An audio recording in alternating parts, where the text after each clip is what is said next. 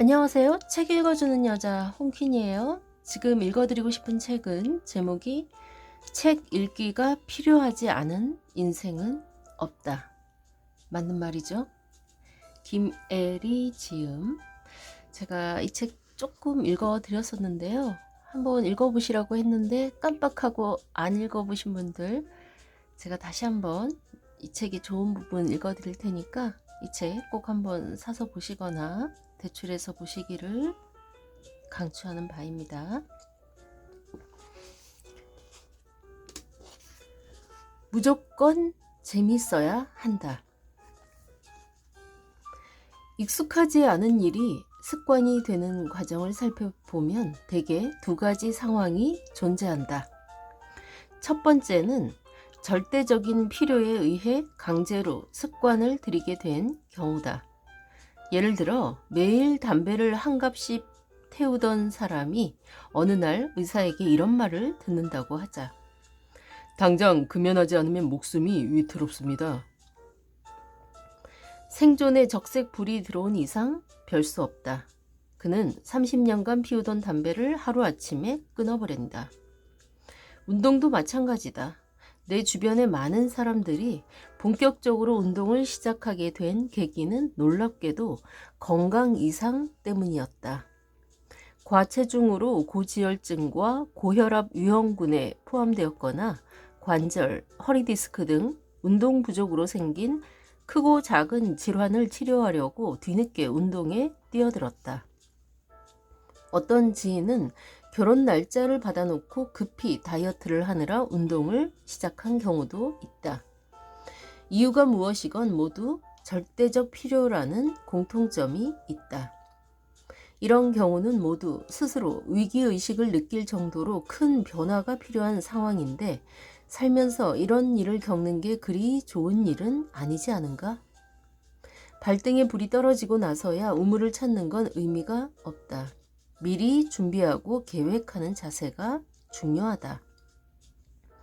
습관이 형성이 되는 두 번째 경우는 바로 뜻밖의 재미를 발견했을 때이다. 웹툰에는 전혀 관심이 없던 30대 중반의 직장인 A씨. 어느 날 잠이 오지 않아 무료 연재 웹툰을 몇 편 보다가 사람들이 왜 그렇게 웹툰에 빠지는지 알게 됐다. 이런 경우 시간이 없으면 시간을 쪼개서 보고 아무리 피곤해도 스스로 찾아서 그 일을 한다. 심지어 잠을 줄이거나 술 마시는 시간을 줄여서라도 그걸 해야 직성이 풀린다. 또 다른 예로 글쓰기와 무관한 삶을 살아온 워킹맘 B씨가 있다고 해보자. 어느 날 아이들을 재우고 블로그를 하나 개설해 육아에 대한 고충을 풀어냈는데 신기하게도 다음날 이웃이 몇 명 생기고 댓글도 달린다. 그렇게 글쓰기에 재미를 붙여 매일 글을 쓰면서 자연스럽게 글쓰기 습관을 갖게 되었다. 독서도 마찬가지다. 두 번째 경우를 일상에 녹여내면 힘들이지 않고 누구나 독서 습관을 들일 수 있다. 좋은 예로 80이 가까운 나의 할머니를 들 수 있다. 할머니는 70대 중반을 넘기신 나이에 두 가지 새로운 습관이자 취미를 만드셨다. 하나는 퍼즐 맞추기이고 또 다른 하나는 독서다. 퍼즐은 치매 예방에 좋으니 한번 해보시라고 내가 사드렸는데 시간 가는 줄 모르고 이리저리 맞춰보시며 완성하는 재미에 푹 빠지셨다. 그리고 독서는 어느 날 혼자 적적한 시간을 견디고자 우연히 책을 집어든 것이 독서에 흠뻑 빠진 계기가 되었다고 한다.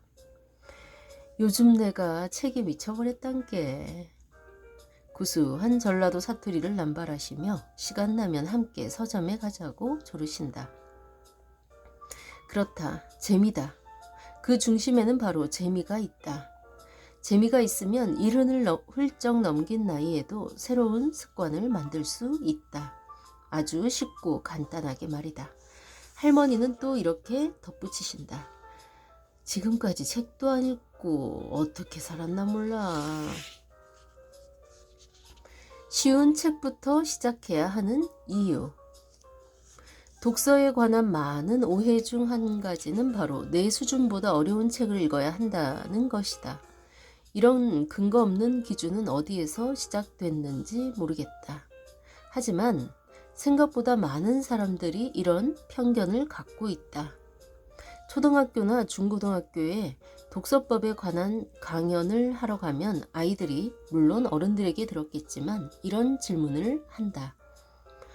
어려운 책은 펼치기만 해도 졸려요. 이럴 때는 어떻게 해야 해요? 재미도 없고 이해하기 어려운 책을 왜 읽느냐고 물으면 아이는 이렇게 대답한다. 엄마가 책은 수준 높은 걸로 읽어야 한대요. 현재 내 수준보다 높은 책을 읽는 게 도움이 되는 독서라는 편견이 우리를 책과 멀어지게 한다. 아직 독서 습관이 형성되지 않았다면 일단 책은 쉽고 재미있는 것으로 골라야 한다. 특히 책을 싫어하는 아이일수록 더 그렇다. 책이란 아이들이 좋아하는 모바일 게임처럼 흥미진진한 취미가 될 수 있음을 알려줘야 한다. 아이에게 처음부터 높은 레벨의 게임만 하라고 하면 어떻게 될까? 게임에 대한 흥미는 사라질 것이다. 낮은 단계부터 스스로 익히며 레벨을 높이는 재미. 아이는 그걸 알기에 게임에 빠져든다. 책도 그렇다. 어른, 아이 할 것 없이 일단 스스로 책에서 재미를 발견해야 한다. 재미는 딱 한 번이어도 충분하다. 어느 날 책을 읽다가 우와, 시간 가는 줄도 모르고 책에 빠져들었네 라는 느낌.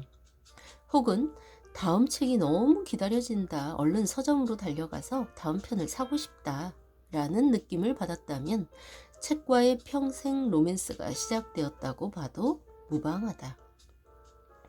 늘 찜찜하게 마음에 품고 살던 인생의 의문 하나가 책을 읽으며 한 방에 해결된 느낌.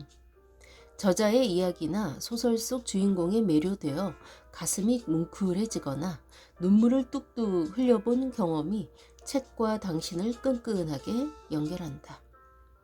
이런 경험은 누군가의 강요에 의해서 무조건 수준 높고 교양 있는 책을 집어든다고 생기는 게 아니다.